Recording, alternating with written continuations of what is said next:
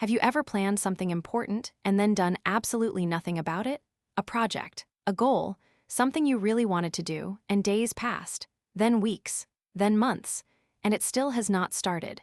Most people think this means they are lazy or that they do not want it badly enough.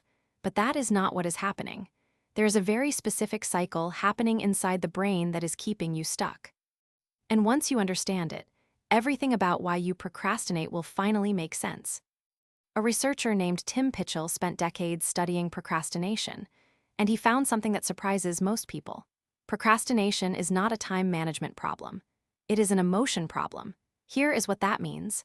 When you think about doing something difficult, starting a big project, writing an essay, applying for something important, your brain immediately creates a negative feeling.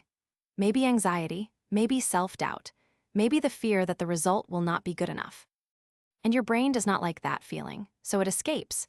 You clean your room, you check your phone, you reorganize your desk, you scroll, and that uncomfortable feeling disappears.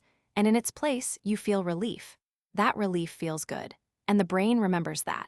So the next time you face something difficult, the brain does the same thing again, because avoidance worked last time. You are not avoiding the task, you are avoiding the way you think the task is going to make you feel. This is what scientists call the avoidance loop. A difficult task comes up.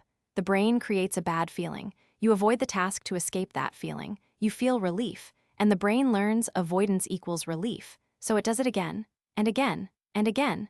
Every time you go through this loop, the procrastination habit gets stronger. The brain is literally building a stronger pathway for avoiding difficult things, and the part of the brain that pushes you to act gets weaker, like a muscle you stopped using. Inside the brain, two parts are competing.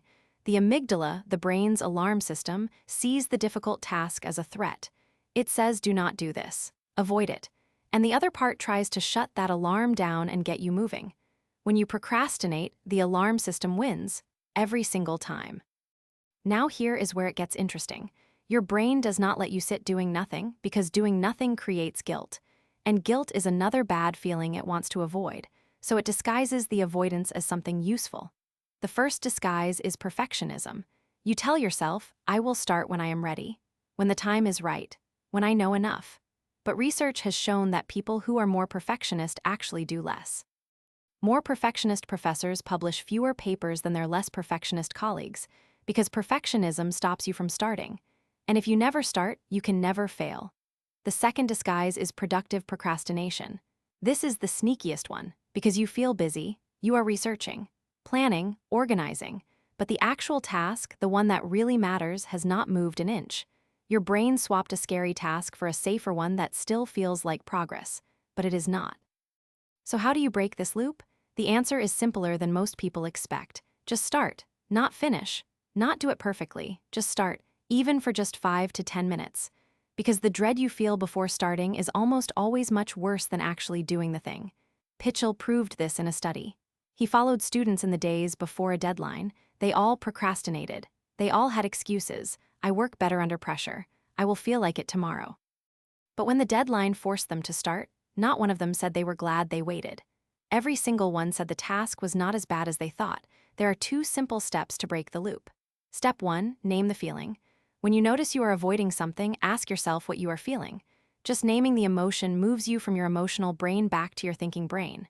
Step 2, make the task stupidly small. Do not think about finishing the essay. Just open the document. Do not think about the whole workout. Just put your shoes on. Make the first step so small that the brain cannot say no to it, because once you start, the avoidance loop breaks, and the doing becomes easier than the dreading ever was. So remember this, you are not lazy, you are not unmotivated.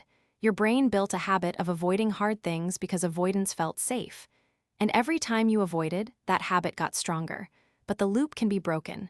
Name the feeling, make the task small, and just start. Because the task is almost never as bad as the brain makes it feel. The dread is the lie. Starting is the truth.